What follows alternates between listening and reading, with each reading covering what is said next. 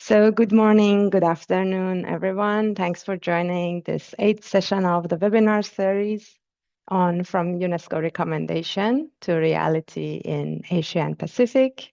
My name is Fereshte Rafiyan. I'm Program Specialist for Science Policy and Capacity Building for Basic Sciences here at UNESCO Regional Office in Jakarta.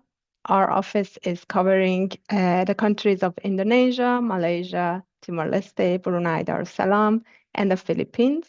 But in this specific open science project, we are very happy to cover the whole Asia Pacific with all of you joining us from different countries. So today we are very honored to have with us 4 distinguished speakers to discuss open engagement and co-creation of knowledge with society. We have Dr. Emu-Felicitas Ostermann-Miyashita, who is Associate Professor at Department of Ecoregion Science, Tokyo University of Agriculture and Technology in Japan. We have Mr. Ryosuke SHIBATO, who is founder and CEO of Academist in Japan.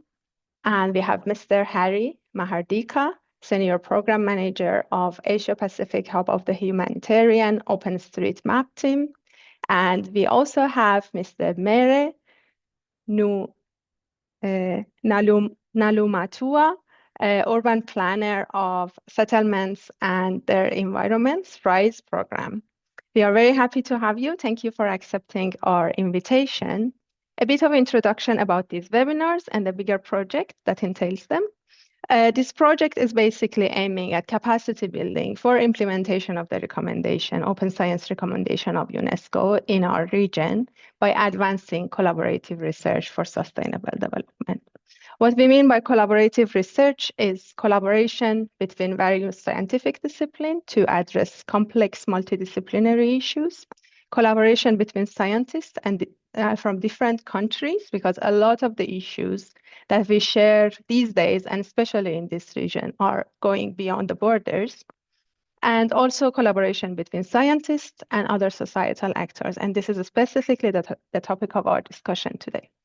The project starts with what is open science, to raise awareness on different aspects of open science, its potentials, requirements, especially in the context of our region, and also capturing during these webinars good practices, sharing experience, discussing challenges and solutions for them. After that, after this series of webinars is finished, and that will happen soon in 2 months, we will start with developing a course to address more technical aspects of open science, how researchers can really practice open science, from publishing, open access, sharing, and preparing their data to be open, using infrastructures, sharing infrastructures, engaging with different stakeholders, and also integrating different knowledge systems in their work.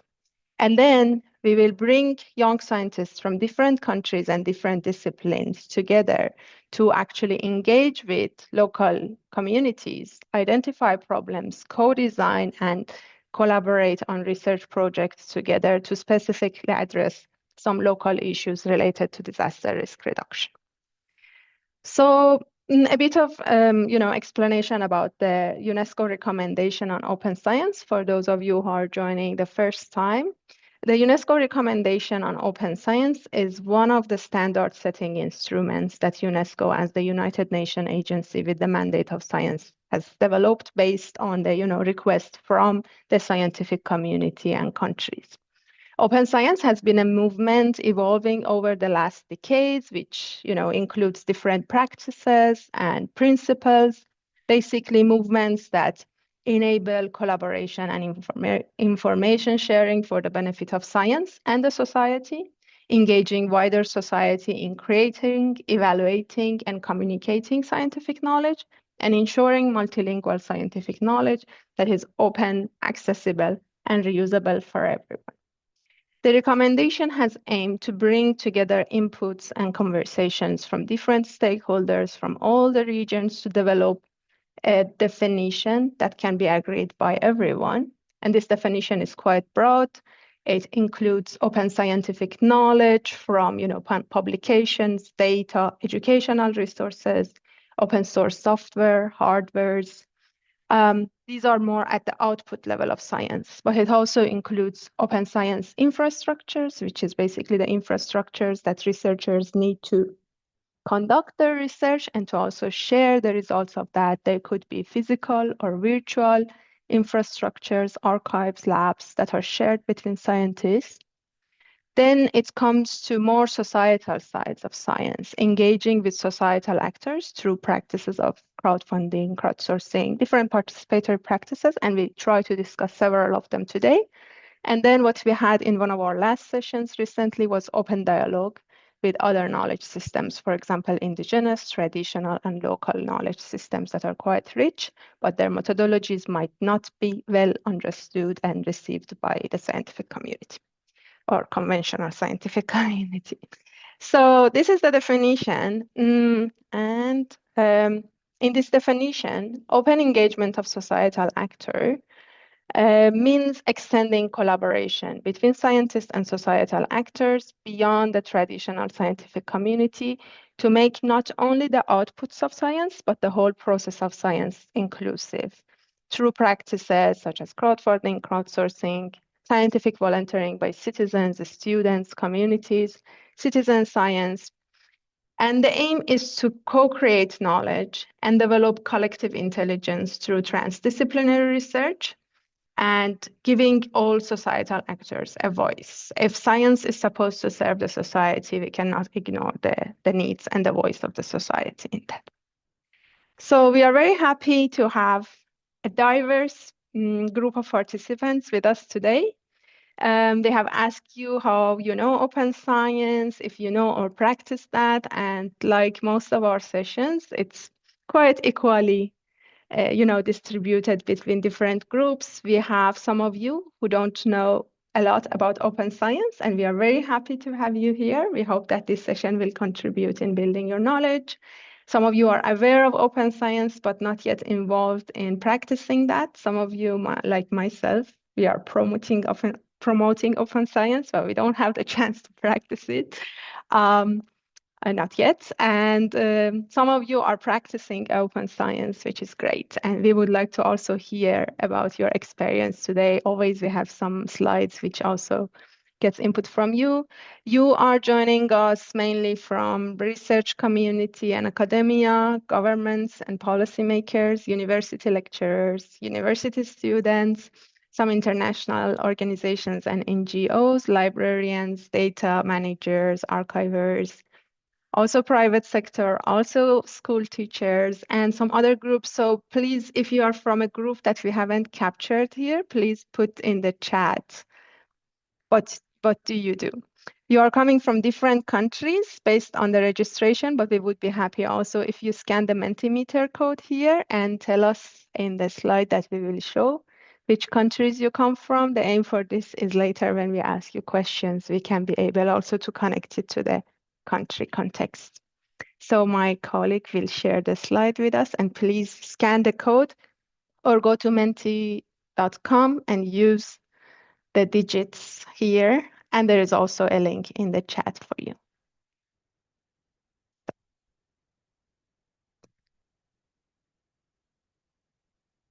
I will stop sharing and we can see the Mentimeter slide. Indonesia, Malaysia, and Philippines are rocking. Then we have Timor-Leste, China, Pakistan, Republic of Korea, India. We need more.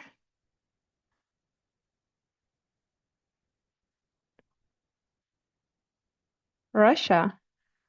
Nice. I think this is the first time I see Russia on the screen during our 7 sessions. Welcome to our webinars. India, am I missing something? Okay, Malaysia, Indonesia, and Philippines are growing. Finland, hi. It should be very early there. China, Thailand, hi. Very nice. We have 80 participants. Half of you haven't answered yet. So please add the name of your country in the slides, but we will move to the discussions. The slides will be open. You can click on the link in the chat. We have Japan, of course, in our speakers, at least. India. Okay, I hope I'm not missing any country from the screen. Okay, with this, I would like to invite our first speaker, Emu. You have been engaging with, societies and citizens through different stages of your project. I think, at least from what I remember from your PhD time, and now you have done a lot of citizen science projects. You have been involved in networks of citizen science. So we would like to first hear from you, how would you introduce citizen science and its potentials to enhance the progress of a scientific research project, but also the impact of that? And how do you see the role of the networks that you were engaged in really enabling the practice of open science? Thanks again for joining us. The floor is yours. Hi, thank you. Good morning. Thank you very much for the invitation. I'm very honored, especially as I myself also started as a student volunteer and then gradually trajected my career into becoming a scientist who, among other things, also looks into citizen science. So I will start with sharing my screen.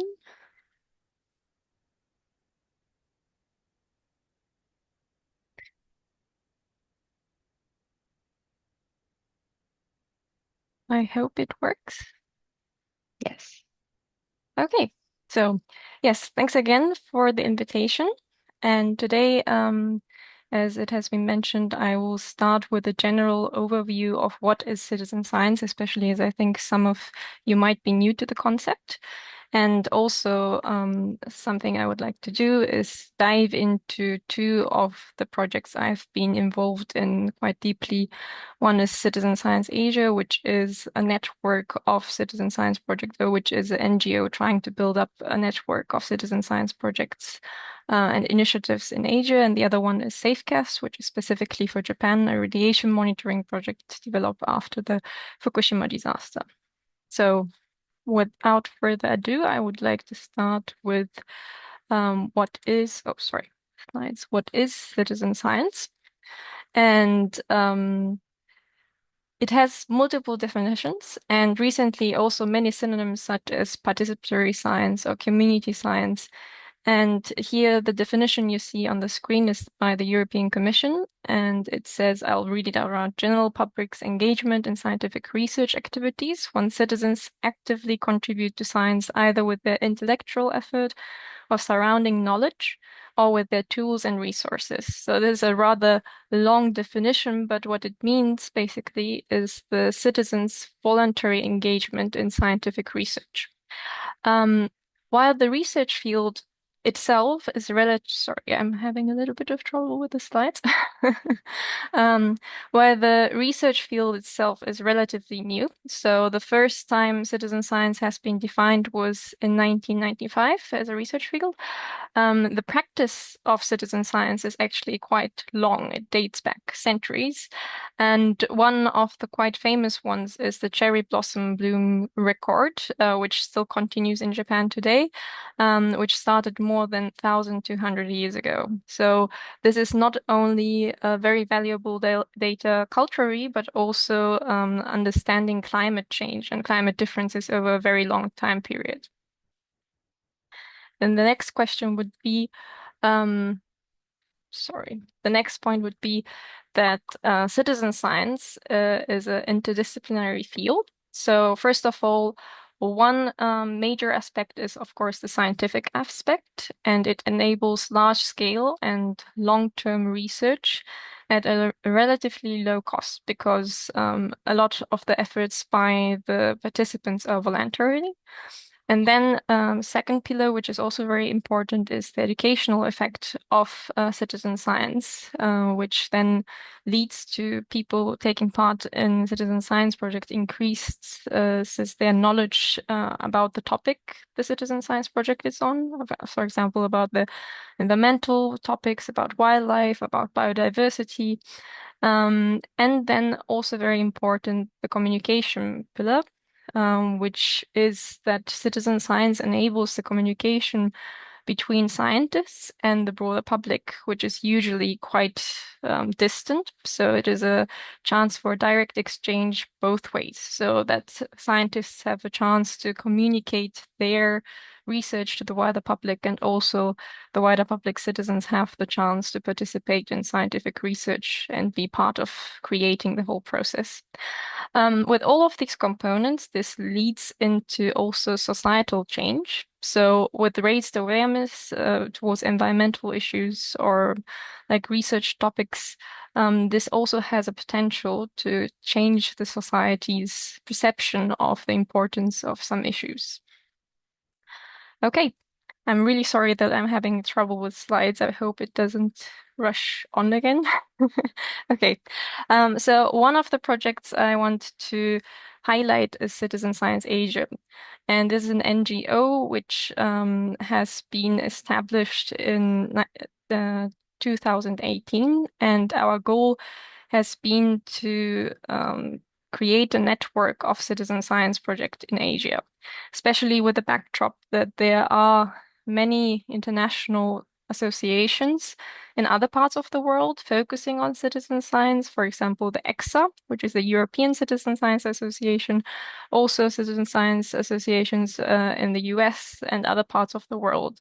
And we found that there's a void in Asia, especially, and also a knowledge gap. Although, again, we have a lot of practices and a lot of projects, individuals who are practicing citizen science in each of the local regions. So our goal was to kind of make the citizen science projects within Asia visible, and also providing resources for projects, how to structure, how to plan your citizen science projects and network with other wider projects around the globe. So one of the things I would like to highlight, which we did as Citizen Science Asia, is the Asia Nature Challenge. Maybe some of you also have heard about it. This is also based on the City Nature Challenge, which is more of a global project. And then we decided to try to do something specifically for Asia. And as you can see, this is the project team on the right. And so we co-organized this with the Naturalist School. And there we asked cities around Asia to participate in this project. So asking citizens in the cities to go out and document the biodiversity in their cities.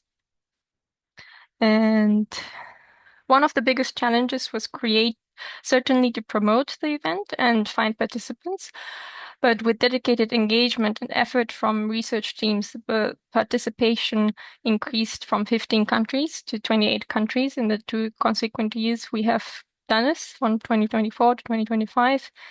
And looking at the percentages of the research grade data, this means the data we can use for research, did decrease from 45% to 40% due to the rapid rise in total observations. However, if you look at the data quantity, there was an overall increase in observations and participants and species recorded. This means that the overall absolute number of research grade data is increased. And while accessibility and data quality can be a trade-off, as mentioned right now, it is also important to acknowledge that citizen science has a huge potential to fill some data gaps, where data basically still doesn't exist, or there's a void of data. So contributing the data where there is no alternative sources. And it is always the equation of quality and quantity. And one approach is to increase the quantity. And last not least, engaging with many individuals, schools, organizations, communities is very important to share information and foster exchange. So the next project I would like to introduce is SafeCast. And this project was actually found almost as a disaster response. So this has been established after the Fukushima disaster in 2011. And what happened there was that there was a huge lack of governmental data on radiation in the area, also because of the earthquake and tsunami, because all the electrical systems were damaged. And a group of citizens said it is important to be able to record the radiation on ground to be able to inform the people who are living there. And what we did is that first of all, we tried to establish a system to deploy Geiger counters. But then it was very quickly noticed that due to the disasters, Geiger counters were sold out worldwide.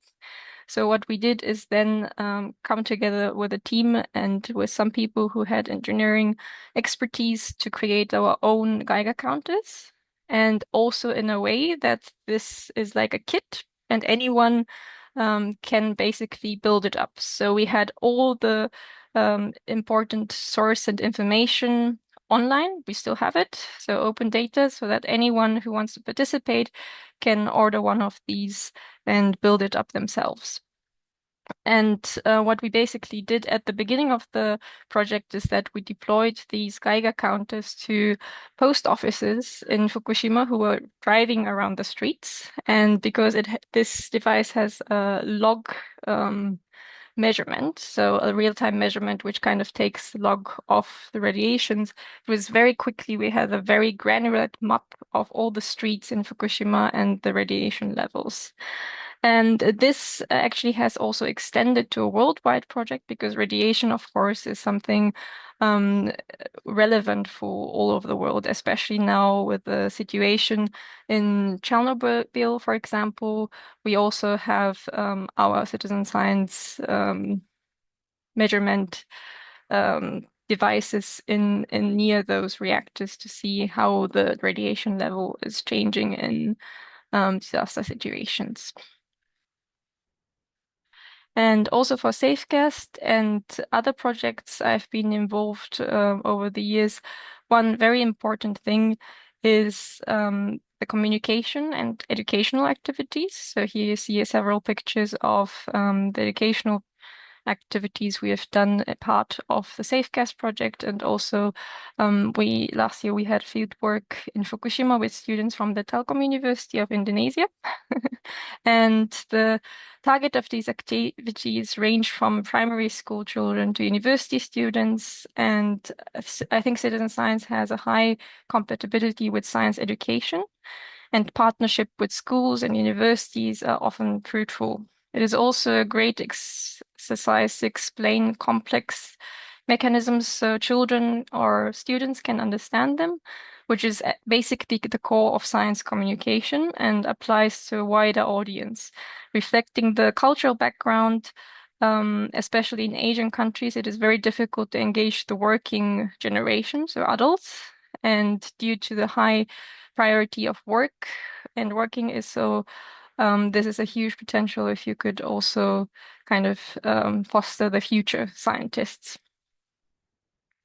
So last not least, I think a strategy, or rather key component across generations and communities for citizen science is that the visibility of their contributions. So this is a map of Safecast, and here you can see these are all measured radiations by citizens worldwide.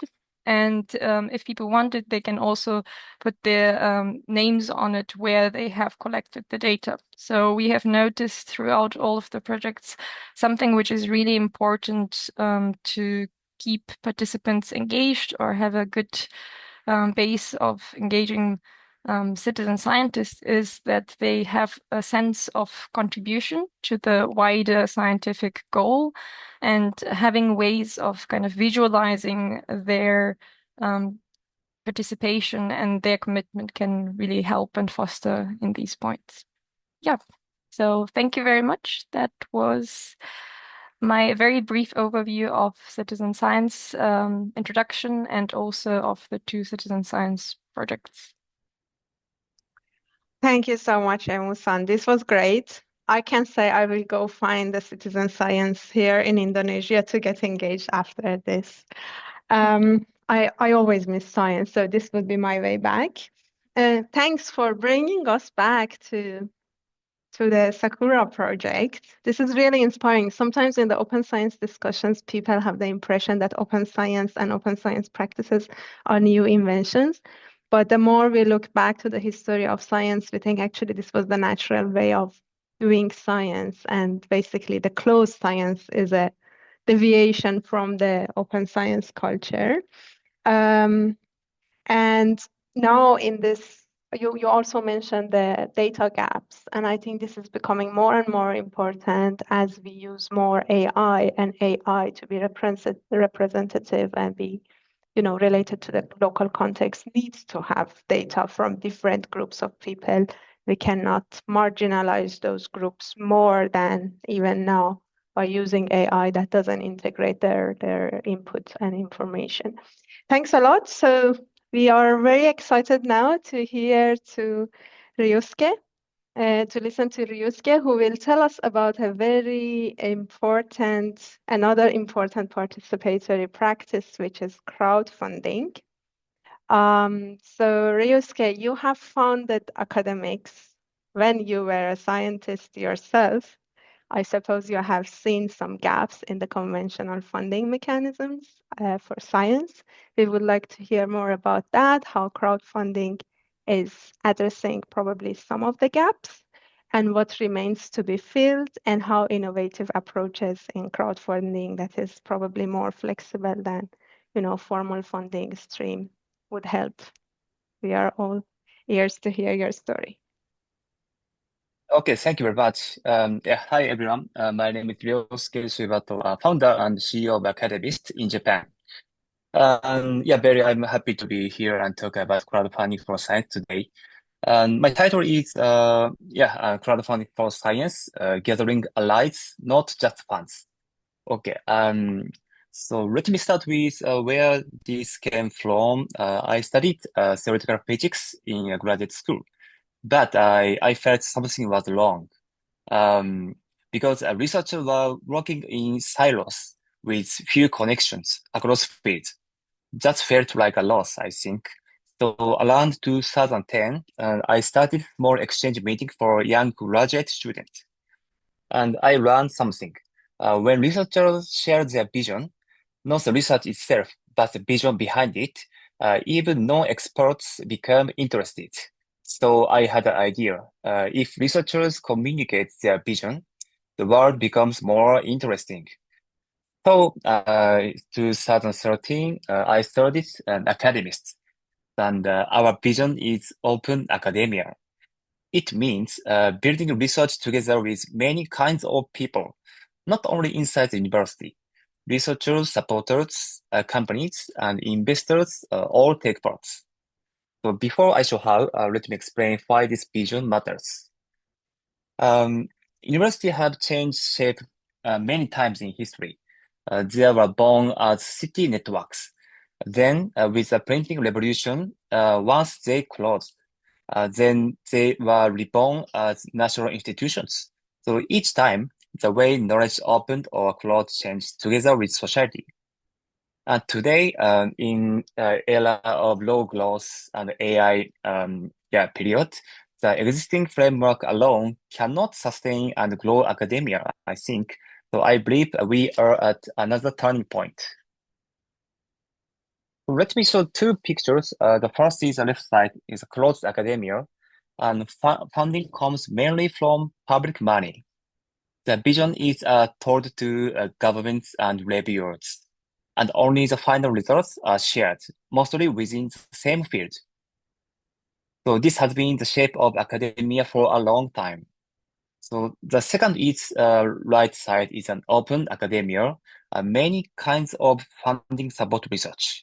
Not only the final results, but the vision and the full research process are shared with society. In a way, this is a Patron 2.0, I think. So I'm not saying open is good and closed is bad. So society itself is changing. So and academia needs to change with it. So mixing some open into the current system is, I believe, what makes academia sustainable for the future. So crowdfunding is one way to do that. So today I will focus on this too. Okay, so let me start with a question to you. So in your own country, how is science funded? So what is the mix of open and closed? In Japan, the closed side is still strong. So let me show you what I mean. The main route is public money, and for example, government grants, university budget, and private foundation. But this route is getting harder. University research funding has stayed almost flat for years.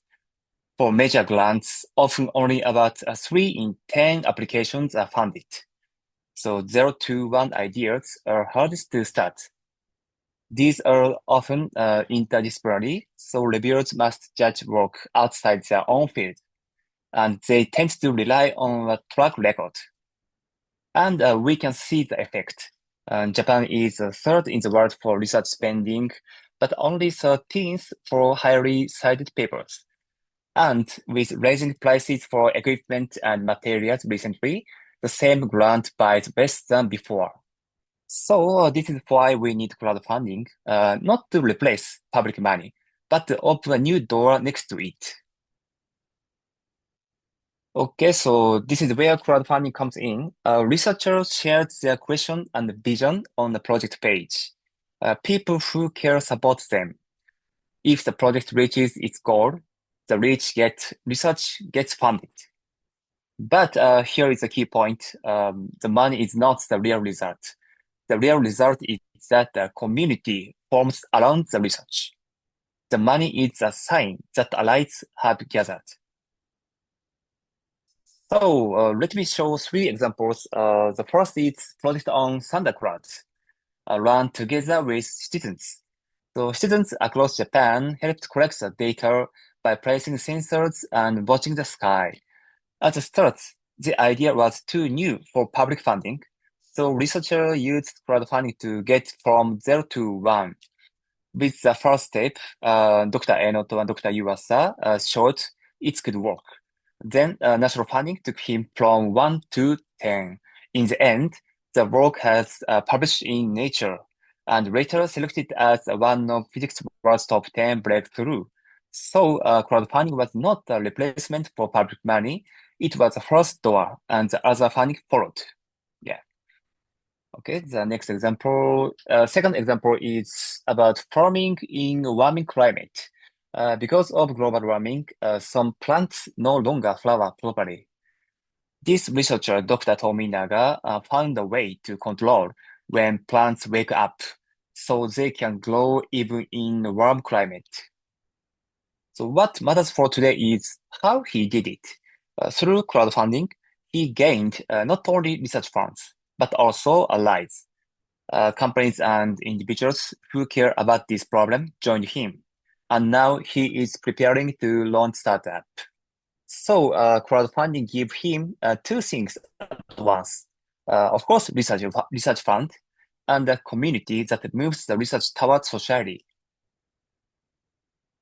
And the last example about haiku. Yes, the third asks a bold question. Can beauty save the world? Researcher Dr. Hitsuari explores this through psychology. Over more than 3 years, he has gathered supporters for his research. And today, he runs the work through a community on Discord. Together, they have already produced a published paper. Yeah, he called this movement community science. I think very important research method.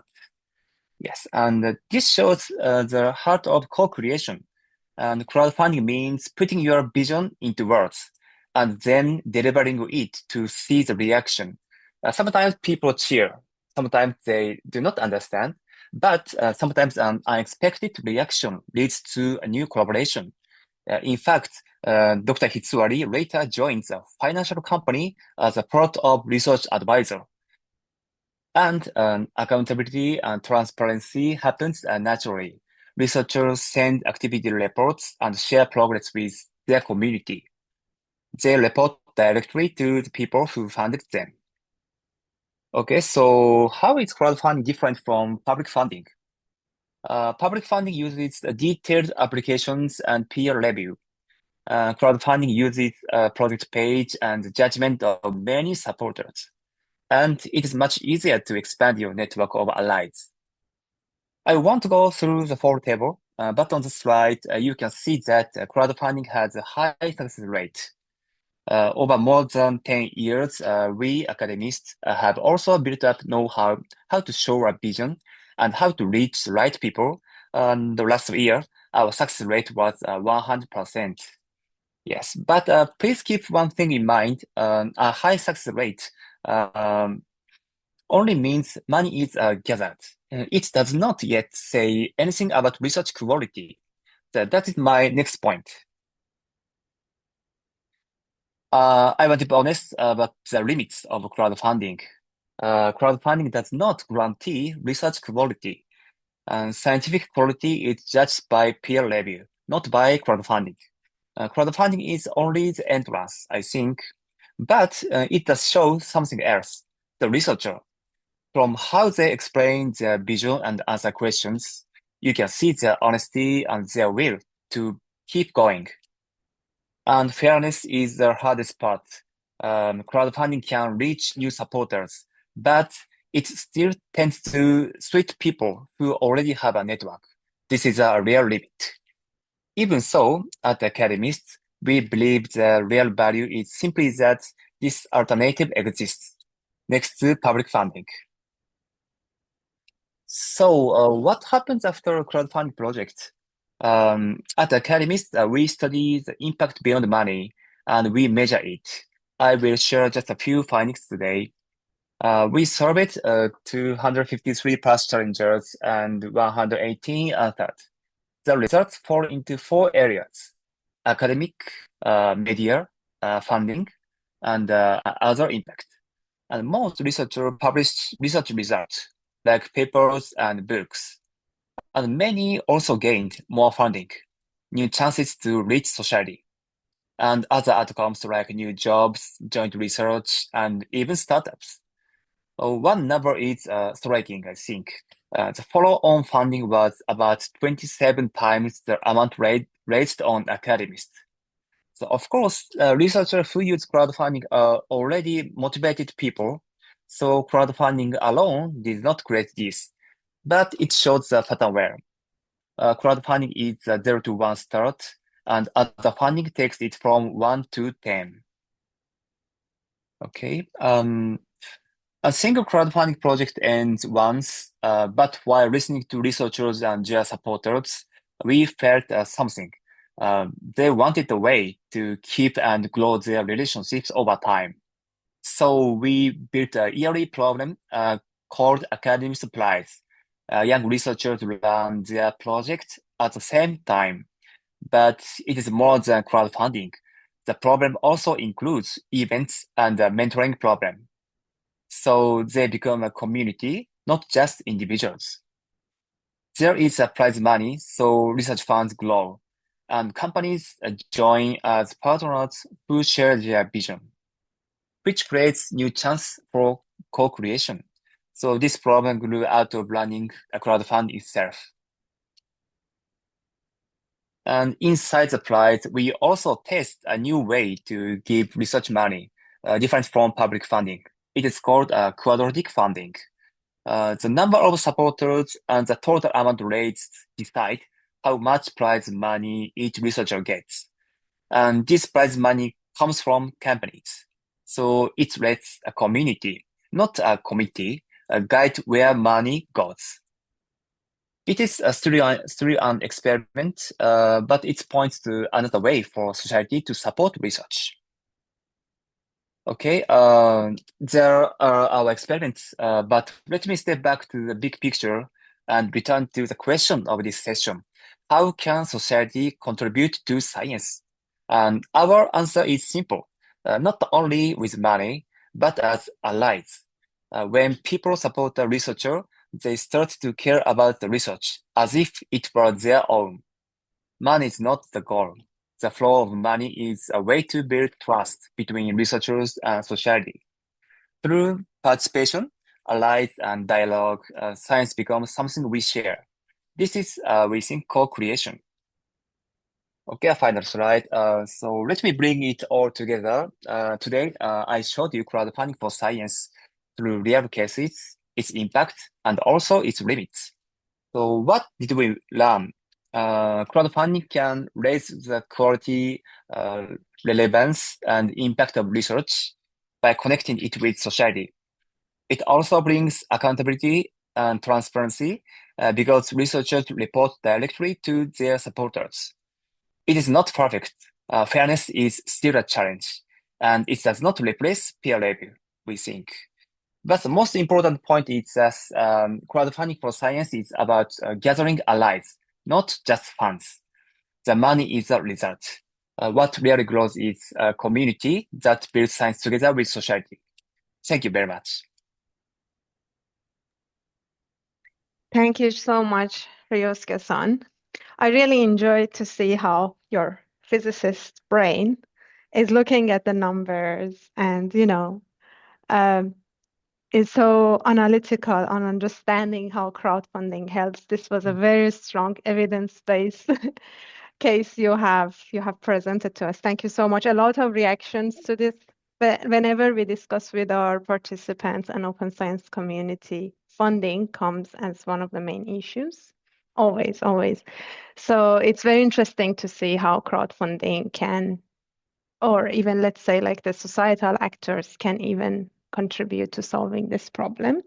I have one question for you. Very strong case from Japan. I want to know if we have a regional platform that is similar to academics. And do you think it's important for countries to have their own crowdfunding platforms, or you think a regional system could work better? Yeah. I think, in Japan, Academist is only academic crowdfunding. And I think in the future, each country needs to have their own platform because people in that country support their own platform, I think.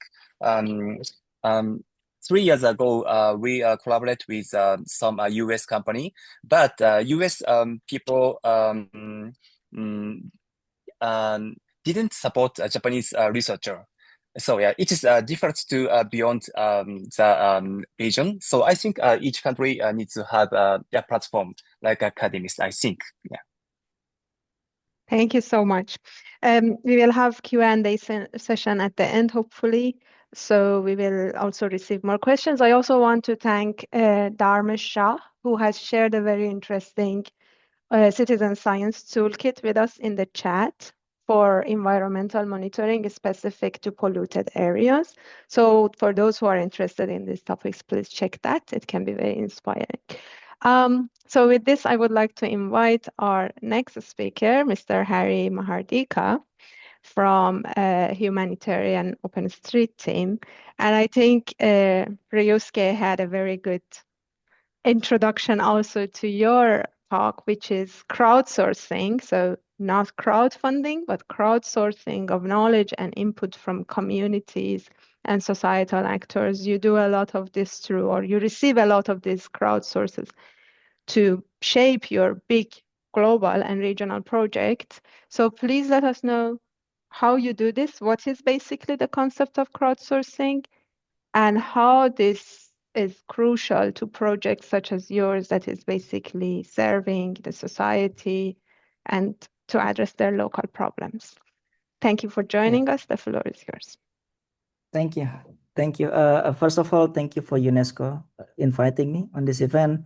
And hello, everyone. My name is Harry Mahardhika. You can call me Harry. Good morning, good afternoon, good evening to all of you, wherever you're at. So it's really interesting that we have seen a lot of two interesting topic. First about the citizen science, a little bit about the crowdfunding.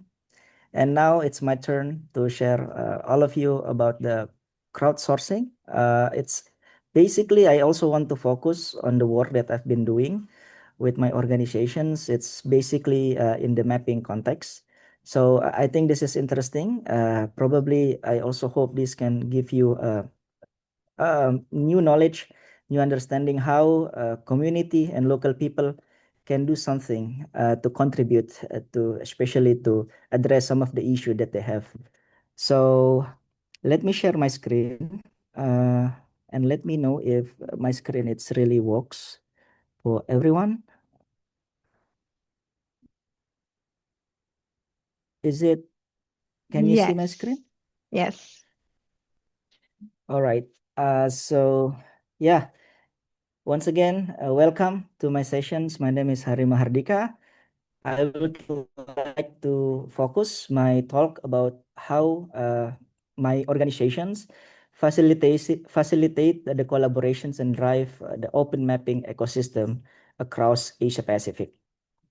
So, based from the instructions or the guideline from UNESCO, so I need to also a little bit talking about crowdsourcing. So it's something that a little bit similar with the crowdfunding. So instead of rely on one source of funding, now in the crowdsourcing, instead of rely in one organizations or one entity to do something, so we try to giving a task to group of people or to the general public, especially through the internet, especially now in the digital media. So we can asking for support to more wider people so they can do same thing or similar thing all together to achieve one or particular goal that we want to achieve. So basically that's something that we want to consider as a crowdsourcing. In my work, sometimes it's also called participatory. So it's something that in the mapping context, it's a method of we collecting data, informations, idea by involving a group of people rather than relying on a single organizations or only an expert to create a map. So this is also sometimes called participatory mapping. So this is not only talking about the technical stuff, but this is also beyond the technical stuff. What I'm saying is when you asking someone to contribute to the map, it's not only you need their technical skills, but what most important, it's you really need their local knowledge. Because I would like to share that probably people can always, who can contribute in the crowdsourcing in the mapping? Basically everyone. Because I always believe, and I think this is a very like common word that no one's know everything, but someone knows something. Like everyone knows something. So I think everything that you know, it's really important to be contribute whenever you can. And with us, we try to really supporting or try to make a media or platform whenever you can contribute on how you can, put your knowledge into the map. So how actually people can contribute? Actually, there are many ways you can contribute on the map, but I'm going to share what I've been working in in the last probably more than 10 years. So one of the data or the maps that we use, it's called OpenStreetMap. So probably some of you already know about this map. So basically OpenStreetMap is a digital map. So you can see OpenStreetMap through the internet. It's same like a Google map. But what's different, it's all the data from the OpenStreetMap, it's coming from the community. It's coming from the contributor. It's coming from the local people. So because OpenStreetMap, it's allow you to contribute, to put your data and map your area. And you can share your data. Example from the OpenStreetMap. And why we use OpenStreetMap? Because it's like, unlike the other digital map, OpenStreetMap, one of the strength is to allow people to use the data because it's free and open. OpenStreetMap also emphasize the local knowledge and empower people around the world to also start to contribute. And because the data in OpenStreetMap is published under an open license, it gives also like a people can download the data and also can share the data and use the data. As long as they put the sources from the OpenStreetMap, everyone can use it, everyone can share it, and everyone can also, see all the informations on the web. So that's one of the reasons why we're using OpenStreetMap. So OpenStreetMap is a map, digital map. But me, when I was introduced, I'm not working in OpenStreetMap. I'm working in the Humanitarian OpenStreetMap team, which is a non-profit organization that work to dedicated to the humanitarian actions and community development through the open mapping. So we use OpenStreetMap as one of our tool. So Humanitarian OpenStreetMap team, or you can call it HOT, H-O-T. So we have 4 regional hubs, one in Asia Pacific, one in the Eastern and Southern Africa, one in the West and Northern Africa, and one in the Latin and the Caribbean. Myself, I'm working with the Asia Pacific team, where we know that 60% of the populations of the world is living in this area. So we really want to work and try to achieve where community can access all the information through mapping. Everyone can contribute in any way, and open data, it's really available, can be used for another impact. So related to the Asia Pacific, where 4+ billion people work, we work in the probably more than 20 countries in the Asia Pacific, including Indonesia, Philippines, Thailand, Malaysia, Fiji, Kiribati, Timor-Leste, and everything that you can see on the map.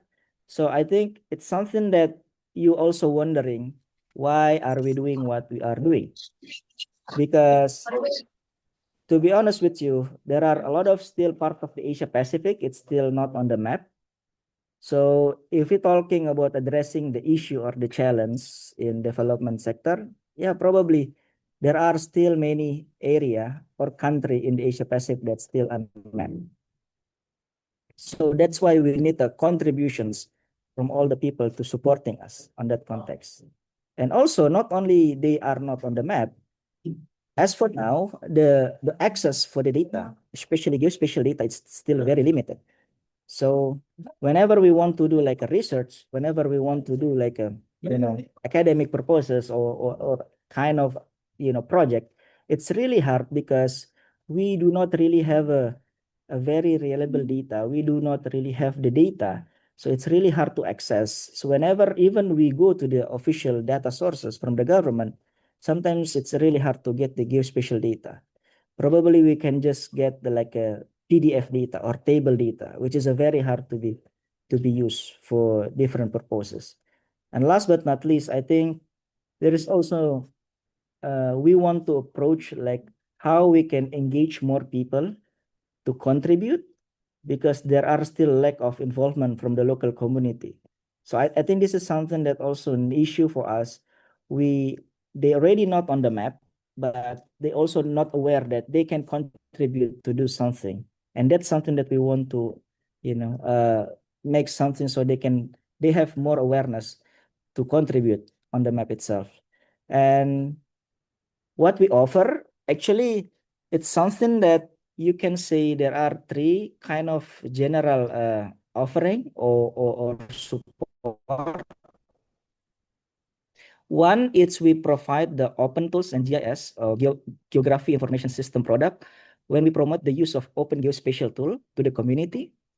And the second one, we understand that technical stuff is not enough if the local people or the local community is not really well equipped with the knowledge on how to use the tool.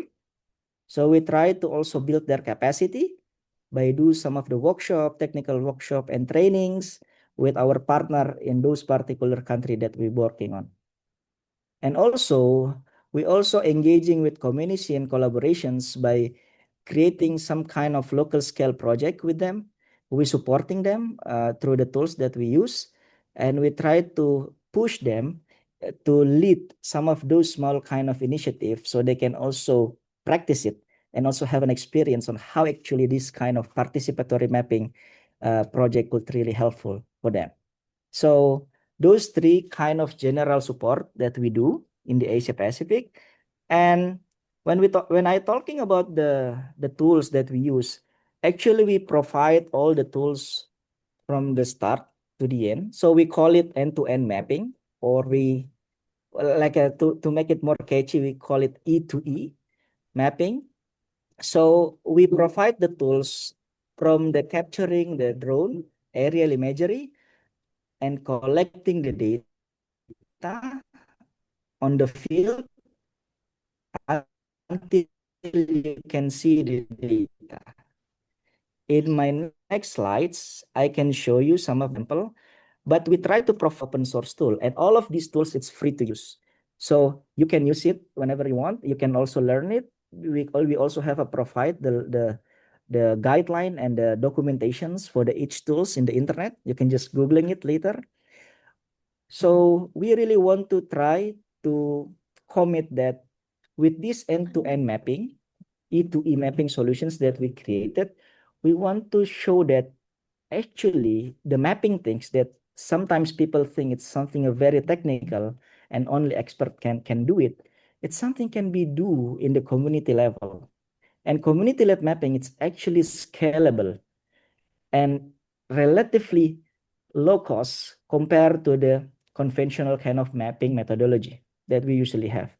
And moreover, the very best thing about this community-led mapping, it will give you the hyper-local data, which is not only a very detailed in scale, but also very rich of the local informations because it's coming from the local community itself.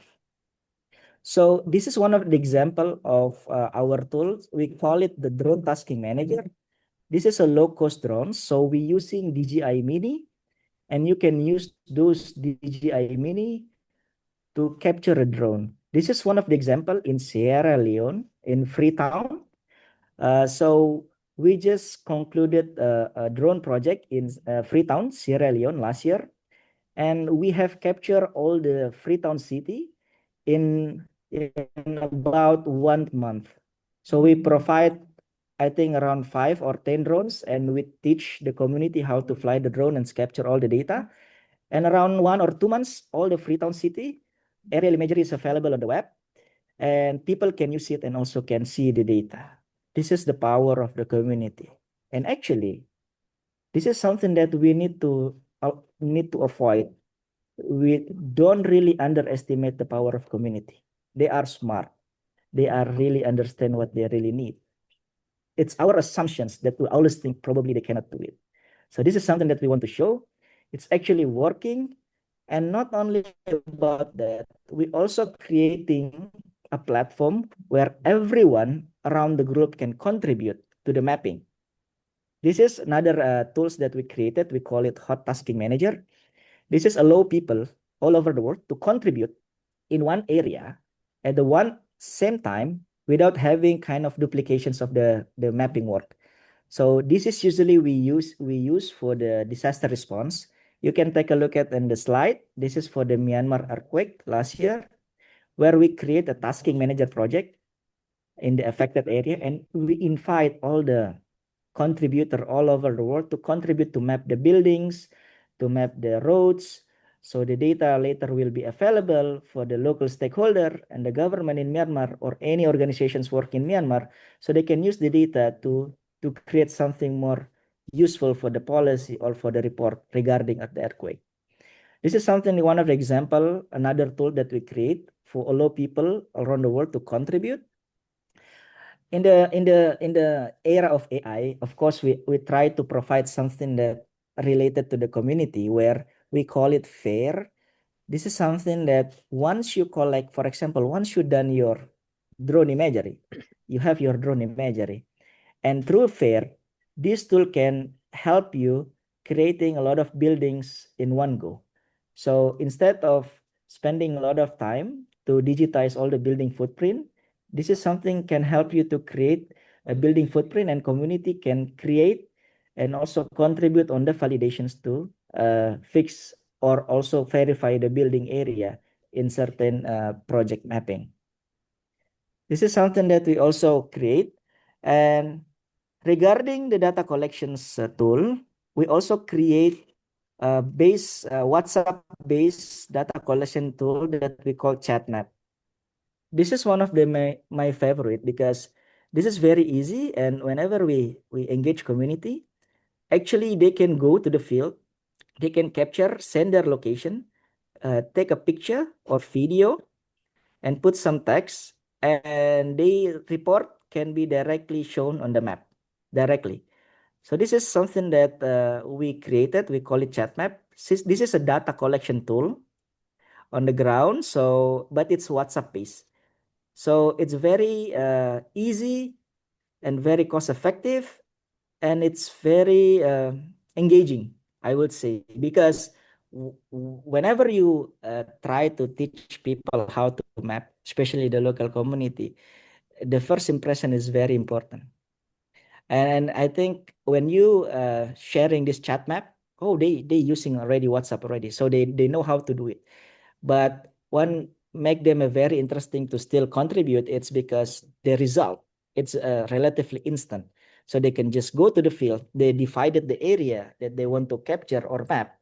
They share the locations. They capture the photo or video, and voila, you can see your data on the map. And this is one of the example in Jamaica, where our chat map is supporting the response for the Hurricane Melissa. So this is something that we never imagined, how a WhatsApp and the power of community can share a relatively very important information in a very short amount of time. And this can also helpful for the government. And this One is more also minute. another tool, which is something that I just want to show as a visualizations. All those data, it's not really helpful if you cannot just show it and visualize it as an insight. And all the data that you show here, it's something that you can really take a look at later and can be shared to everyone, just the concept for it. And before I close, this is a very quick. So we have a couple of projects in Timor-Leste where we map a seagrass, and we also have a project in Myanmar, as we have shared in disaster response. But in disaster mitigations, we also tried our volcano mapping solutions with the government in Bali last year. And regarding the community, we also create a fellowship in Bangladesh where people go to the slum area, and they create their own, also engaging and push them to do their own project. So to closing this, I just want to share that crowdsourcing is a method on this mapping context. And OpenStreetMap, it's the vessel. And last but not least, HOT as an organization, it's the enabler. So all these kind can lead to the more inclusive support research, providing more data, and also to create something to support better decision making in the future. So I think that's something that I just want to share with you. Thank you for your participations, and yeah, we still have a Q&A questions later, and yeah, please share your Thank you thoughts. so much, Harry. So you. interesting, so comprehensive, both in terms of, it's a complete give and take, empowering the community, having their capacity and input, very inspiring. Before we go to our very interesting last talk, I also want to ask our participants, some of you have already shared your engagement and your work related to participatory science in the chat, and some questions and comments for our speakers are already there. I would like to ask our participants if they had any engagement in participatory research in the past. So we have another Mentimeter slide that my colleague Kasumi will share. Same QR code. If you had it open, it should be still on your phone. So please let us know if you had any participation in participatory science.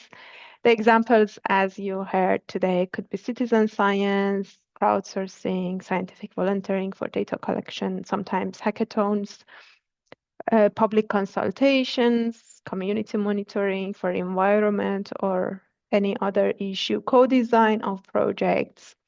and something that we might have missed. So please let us know how you engage in open science, and if there is any specific link of your previous work you would like to share with the other participants, please put it in the chat. So scientific volunteering, citizen science, and crowdsourcing. Please also, maybe you can add the field, like was it in environmental topics or health? That would be also interesting to know. Community-led data collection. Also, if you have never engaged in that, maybe just a no will show us the ratio of the people who have done this or not. Scientific volunteering is something that it's easier to engage with, apparently. Geospatial data collection, similar to what Harry shared with us. None. No, but interested. And I can say, like, when we were exploring, the initiatives in Asia Pacific, I think this region is very strong in participatory science, even in very low resource contexts. So there are a lot of chances for those who are interested to engage, and in very diverse areas of work. Crowdsourcing, open access journals, community-based research. This is very dynamic. I think this is one of the very engaging sessions we have had. But in healthcare, some people haven't done it, but they think this is an area. Health is, again, one of the areas that everyone is concerned with. So when it comes to open science, health always is the most favorite. Yeah, of course, sharing the result of the research and having these conversations between the researchers and the citizens is one of the first steps. In the area of biodiversity, some people have done some work. Wow, this is very dynamic. I can't catch up. Public consultations, emerging technologies. A lot of interest is shaping today. In town hall discussions, some people have participated. Okay, perfect. Now, we also want to know from your experience, if you have done this or not. We want to know in the next slide, what are the challenges? What are the main challenges you see or you have faced in, an open collaboration between the scientific community and societal actors? And when we talk about societal actors, it could be communities, marginalized communities. It could be local governments, it could be policymakers, different groups of societal actors beyond the scientific community. What challenges do you see there?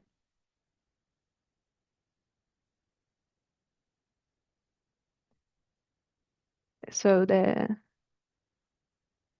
lack of human resource to focus on the project, bureaucracy in the governments, buy-in from the society, and a lot of times from decision makers and policy. But we also learned a lot today that the way of communication of science and its aims and its results is playing a very crucial role here in this engagement.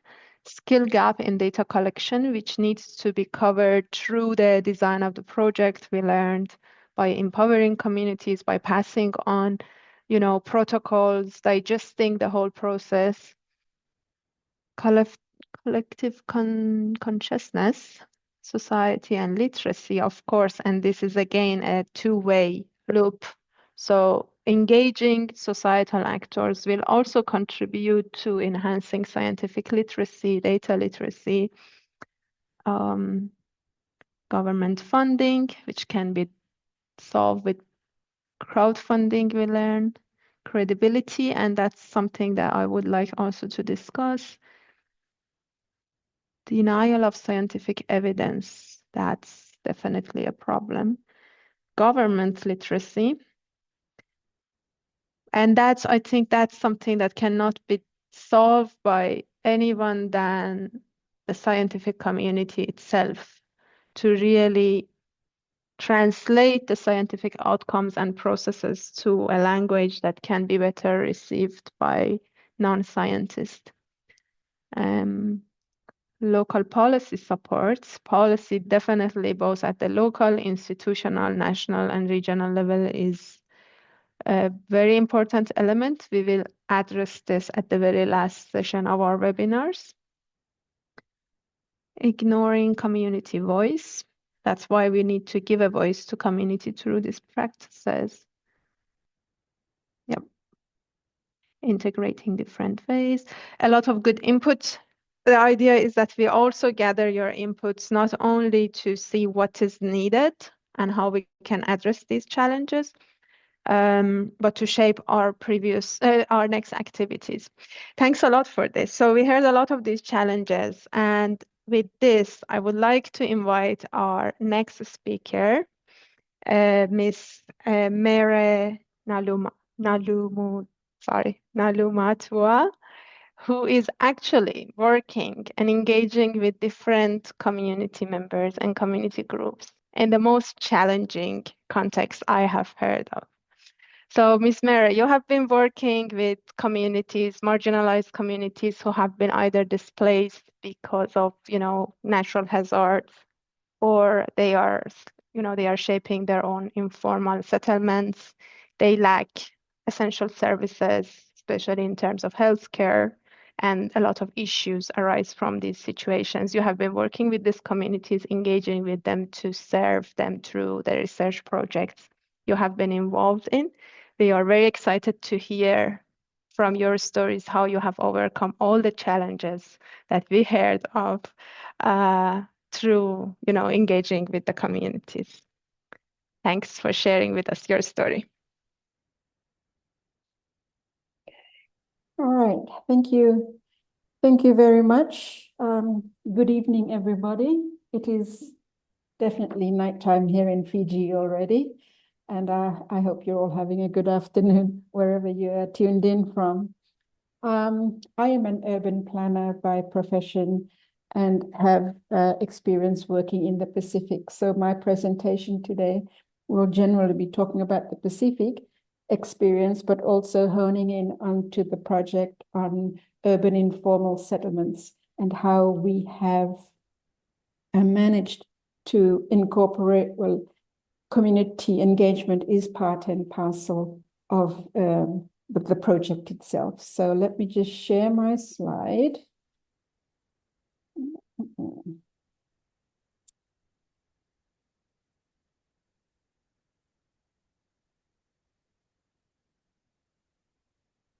Does it come on? Okay. Yeah, I've given, and just in case you want to know where Fiji is in relation to your respective countries, that's us in the red circle. Also, I'd like to just give an overview of the underlying platform that development or any type of introduction of projects or development projects have to deal with when working in the Pacific in general. There's land tenure, so we have customary land, then there's freehold land and state land.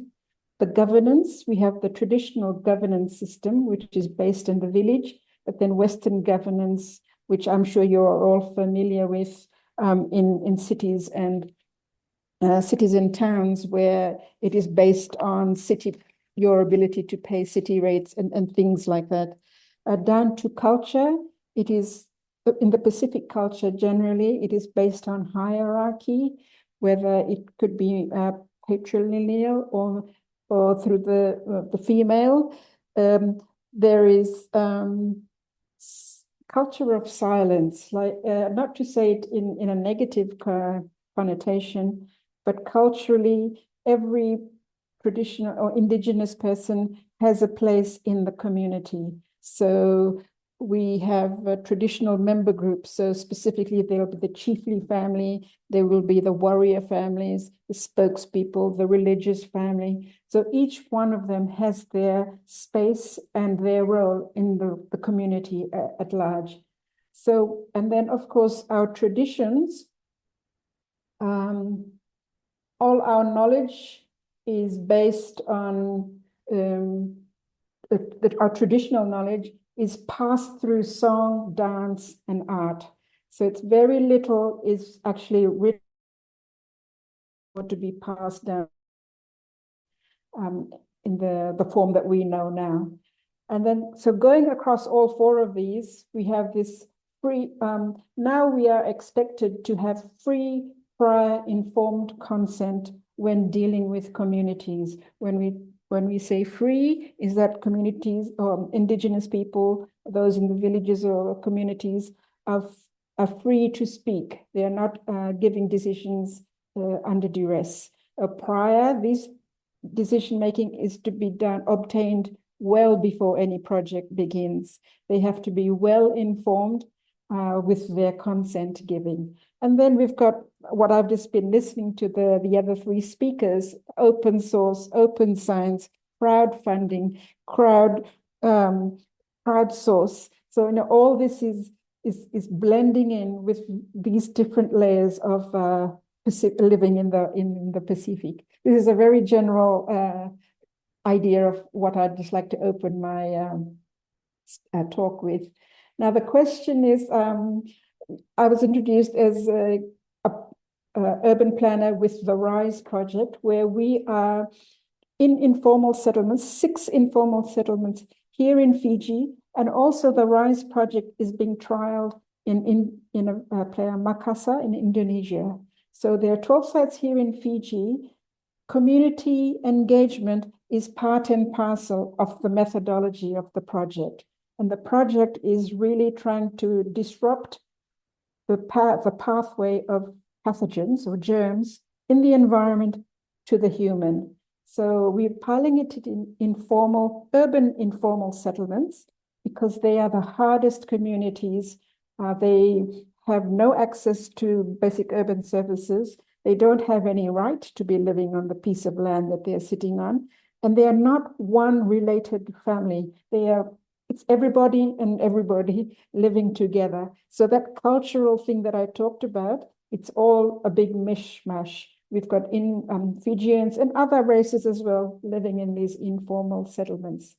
So the RISE project is a research and intervention project. So on one hand, we've got research. We're taking samples of the soil, the water, the counting what sounds we hear in the trees, the plants, and we're even taking stool samples and blood samples from children under 5. So community consenting is very important right from the get-go. So what we do at RISE is we have to blend the traditional system of engagement with the Western. So as much as we would just like to come in, do our science, take our samples and make decisions, we cannot do that. So it's community consenting, asking the community as a whole if we can come in and do our project. Then there's community design, where we map out things, talking to each other. And of course, in our culture, men and women are uncomfortable sitting together. So we have to meet with the women separately, the youth separately, the children separately, the religious groups separately, and then come together at the end to share our results. So it's sort of crowdsourcing, but on a face-to-face method. Then there's ground truthing, where our design, they actually map it on the ground. And sometimes our designs, impose on places that we don't know is important for them. Like the young people will say, excuse me, that is where we play volleyball every afternoon. So we redesign the design. Someone says, oh, that really, I don't want, let's move it again. So that's where the ground truthing comes in. Then there's household consenting, because we're actually going into individual homes where we're getting samples of stool samples and blood samples. So that's very important that we get their consent. And all this, as hard as it is, at the end, the community really takes part in the maintenance, the operation and maintenance of our interventions. And that I have seen from, halfway through the project, this whole cycle in where it is really important that the community is part of the decision-making, part of the co-design, and then we see the good results at the end of them taking ownership and being proud of the whole project, because they have been part and parcel of the decision making. So in community engagement, it's really important that it is part of the methodology itself, and that communities, have a piece of the decision making as it goes along. Just going back, that is at community level. At a higher level, there were many levels of community engagement. So as I said, there's interventions, like we have to connect all the houses to toilets and things. So, and then the research component, we're testing. Now, all this information is always shared back to the community at every step of the way, because we are technically intruding into their space. So come rain or shine, we make some meetings in the evenings after work, because that's when everybody is home, and we present our findings, we get questions. So at the end, these communities are very well informed on the decisions they make, and also well informed on how to talk about the project with other people in the city as such. And if anything goes wrong with the whole system, they know what is wrong, because these are very simple technologies, and they know what to do to fix it. And if they don't, then they know the next step to do is to call in, the plumber or someone who has more expertise to come and fix the problem. Men and women, and even young children participate in this. And of course, at high level, it's about policy and, where all the big decisions are made, and things are beginning to run smoothly from community level up to government level, and even up to the donors. So I think with the RISE project, it has been very successful. It is still going. We have just finished phase 1, and then going into work with the controlled settlements, another 6 sites in 2 years, once we get results of the improved health of the environment after our interventions have been built. Let's just put it. Now, so you've just seen how in communities, community engagement, there are many ways that community engagement can be used, but I only talked about 2 there. The third one I thought I'd touch on is community engagement as a governance tool for urban planning. So it can shape statutory or strategic planning in fragile urban environments. So in this case of the RISE project, we have managed to inform or influence the water authorities' strategic for 2050, where now they are saying for out-of-sequence developments, they should use the decentralized wastewater treatment that the RISE project has managed to introduce in informal settlements. So that's how community engagement has been able to shape statutory planning. Also, genuine consultations is very important. Community insights. If there was no way that we could know certain ways things are being done in communities, these engagements have managed to correct the assumptions and our biases that we walk in the door with. So the impact is a shared urban vision, both at community level and at government level, to move things forward, and government can commit to. Another one was community engagement as a mechanism for conflict navigation and legitimacy. It's going back to villages or where they come from. It's really important that early engagement with traditional landowners, provincial leaders, and community representatives is gotten, and that we're able to from there get their blessings, get their support, and able to move forward. I think most big projects that come in to develop in the Pacific, this is the part where they seem to fail a lot, because they tend to just jump straight in and introduce a project without engaging with traditional landowners as such. So really planning outcomes that are locally legitimate, culturally grounded, and implementable. And the fifth one community engagement as a pathway to long-term capacity building and community ownership. So once everyone is at the same level with community engagement, not just consultation, it's actually capacity development. We're beginning to hear, young people being inspired to start little businesses. Maybe this young group of boys, any young group of people want to start a little business of bailing of communal septic tanks. Another one is, okay, that clean water that is coming out of the nature-based wetlands, we could use that to have gardens so that we can grow vegetables or even flowers to sell further down the road. So it's all this community engagement and capacity building along the way that has opened up many avenues for income generation. Another one on the little bits of technology that is being used in the pressure tanks or even plumbing, electricity. Young people or members of the community interested or actually know, they get trained along the way on how to fix small little hiccups along the way. So the skills and the confidence and ownership is quite incredible. Also, so these are just 3 extra parts that I thought I would mention on community engagement. And that was it, because I wanted to leave a bit more on the, for more questions, if anybody had any questions, please. Thank you.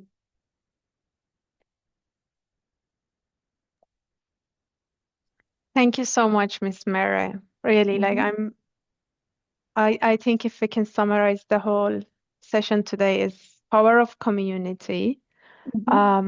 Very important, and of course, not forgetting this very important point that they need to be involved from the very beginning, decision making and having their consent to contribute the way they want and what they want. And for us to respect diversity of groups, cultures, contexts.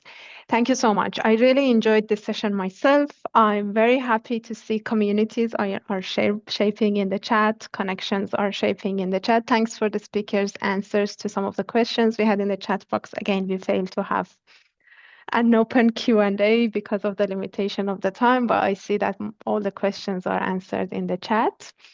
I would like to especially thank my colleague today for bringing these excellent speakers among many other excellent initiatives that we had in Asia Pacific, my colleague Fitri, who was also supposed to moderate the session, but she got a cold.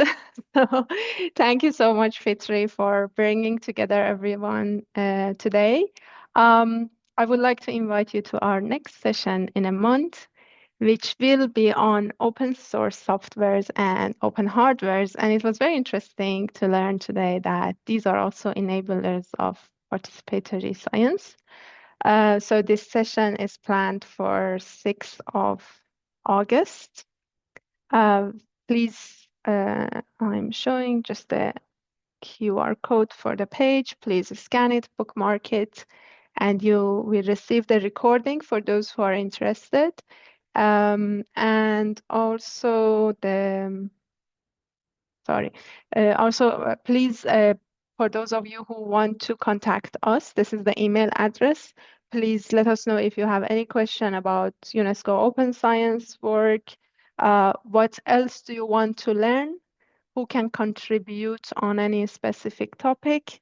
And we will soon also, at the end of the series, we will send a survey to receive more input from you, how you evaluate our webinars, as I mentioned. And for those of you who were asking in the chat, how to teach the younger scientists to do this and that, these webinars will be followed by a comprehensive open science course targeting exactly the young researchers on how to do this. And it will be followed with practical boot camps for them to co-design, engage with communities. It's a 3-year project, so we take all these steps together. Thank you so much again. We look forward to see you in the next session. Thank you so much for our amazing speakers. It was so inspiring. Thanks a lot.